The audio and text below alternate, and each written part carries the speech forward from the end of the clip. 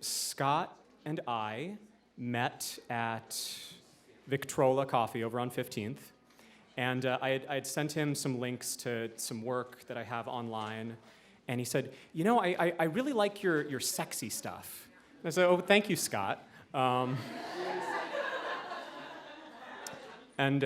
So we talked, and we decided that we would write an original piece together.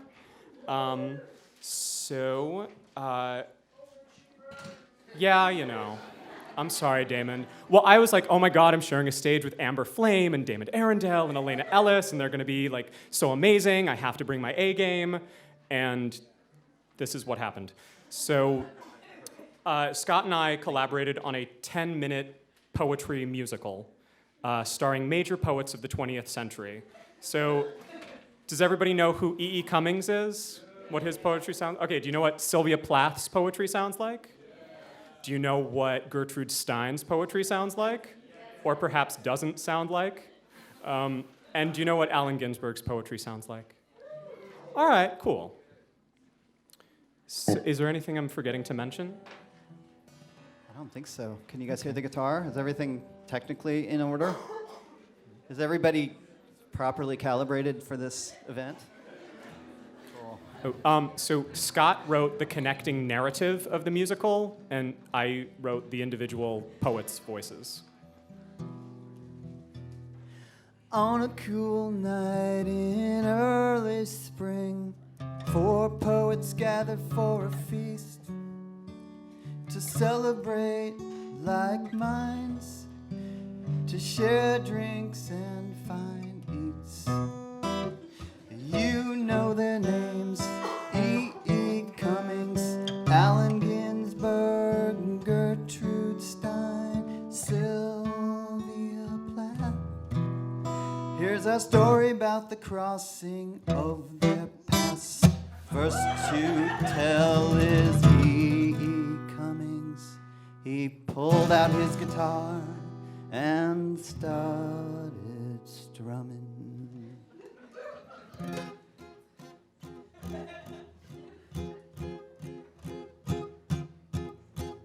Gertrude and Alan and Sylvia and I had ourselves a little black tie. There was chicken and pheasant and pleasant brown bread, and all of that wine soon went to my head. There were puddings, oysters, and rat-tat-tooey, and soon, very soon, we were all feeling gooey. Gertrude brought cannabis and Alan LSD. Sylvia brought tarts and a case of ennui. We talked about art, we talked about booze. It got kinda hot, so we took off our shoes. There were puddings, oysters, and rat-tat-tooey, and soon, very soon, we were all feeling gooey. Puddings, oysters, and rat-tat-tooey, and soon, very soon, we were all feeling gooey, yeah.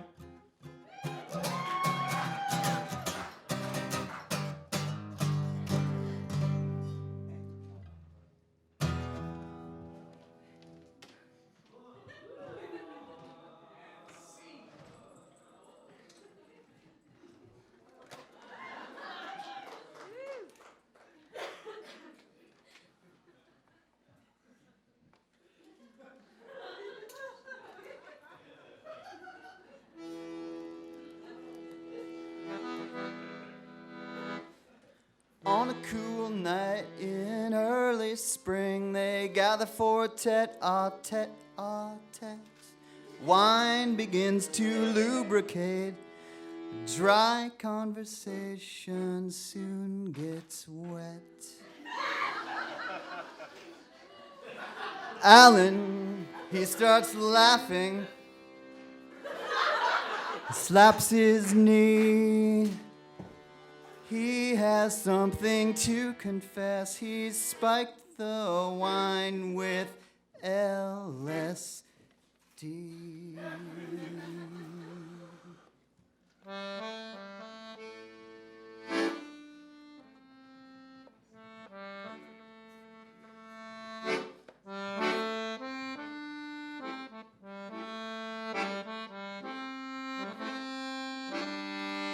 If I squint, Gertrude Stein looks kind of like Walt Whitman.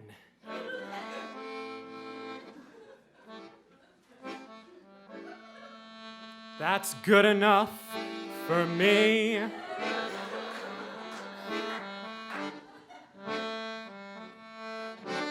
Sometimes poetry comes out of my ears instead of my mouth.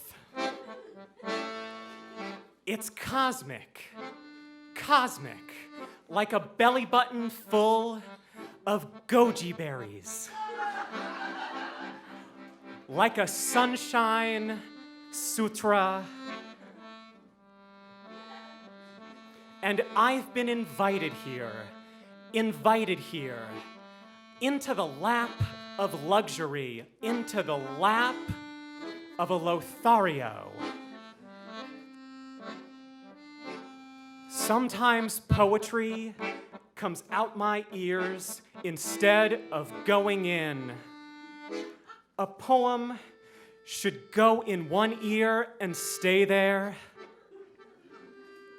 Like a sperm to an egg, like a seed to the soil, like a bomb that kills absolutely no one.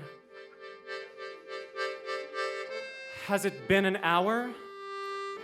I think the LSD is finally kicking in. I'd like to taste God, but I'll settle for you. And you. And you.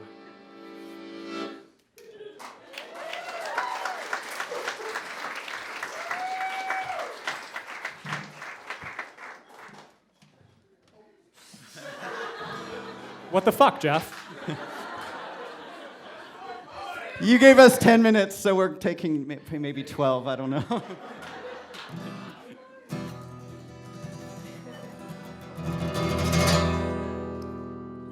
On a cool night in early spring, the walls start to sweat. Someone opens a window and Sylvia starts to undress. First her socks and then her sweater, then her blouse and then her bra. And for once there is silence and a loaded sense of awe. This piece is inspired by Bauhaus and Sylvia Plath.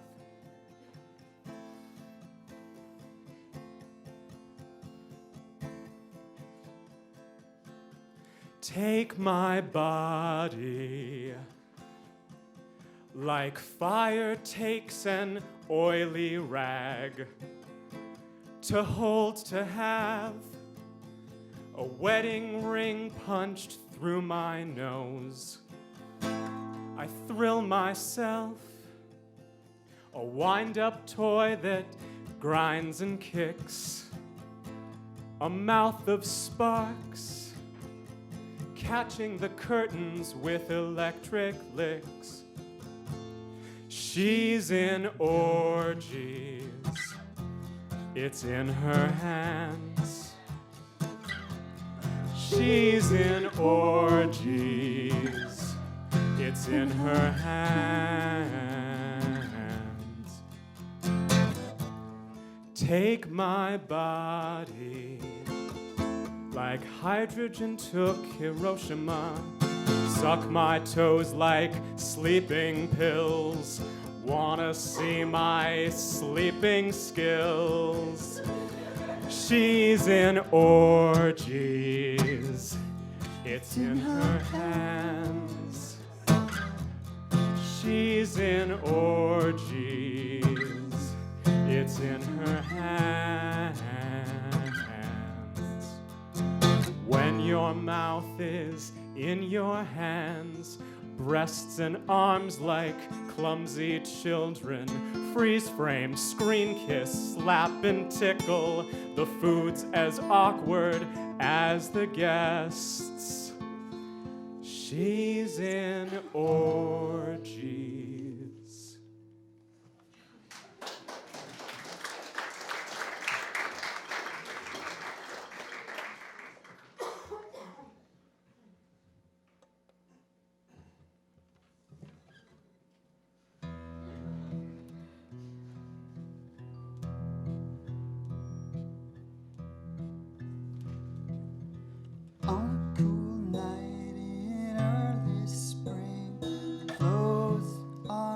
say. They're all piled in a corner now. Everyone is naked. Gertrude rolls a joint and passes it and coughs. She squints into the smoke and says, now everyone gets some.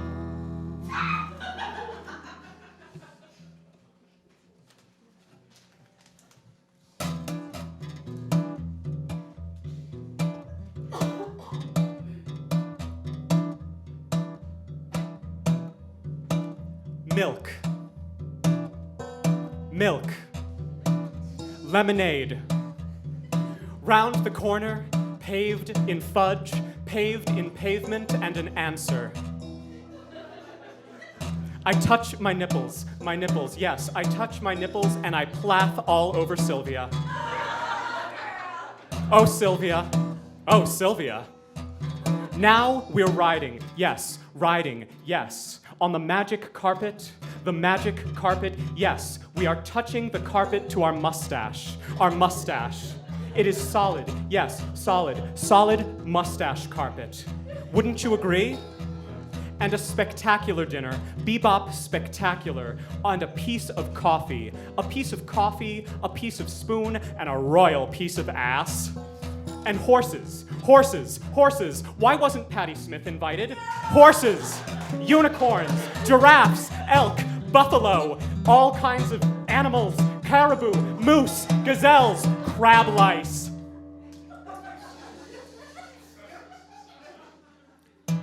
I touch her mustache ass. I touch her carpet, and I touch her milk.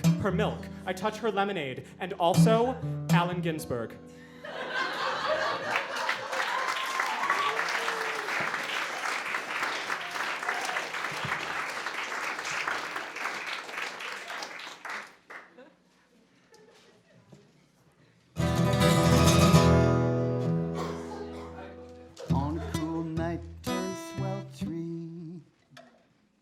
Four poets swim in a sea of flesh, body parts and egos indecipherable, coming up for air refresh.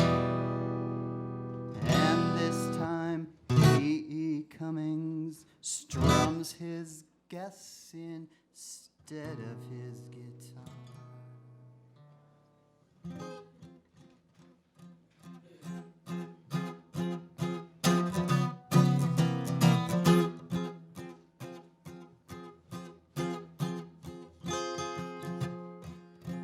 The more we screwed, the more enthusiasm grew.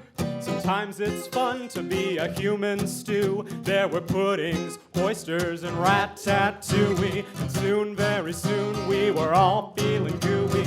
Couldn't believe what was going on. Allen Ginsberg was wearing a thong on his nose. Sylvia Plath was standing on her head. And Gertrude Stein was getting fed. There were puddings, oysters, and rat-tat-tooey. And soon, very soon, we were all feeling gooey. Puddings, oysters, and rat-tat-tooey. And soon, very soon, we were all feeling gooey. Audience, puddings, oysters, and rat-tat-tooey. And soon, very soon, we were all feeling gooey.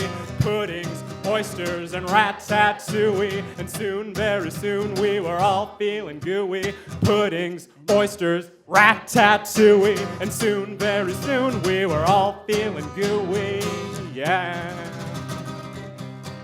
Good night.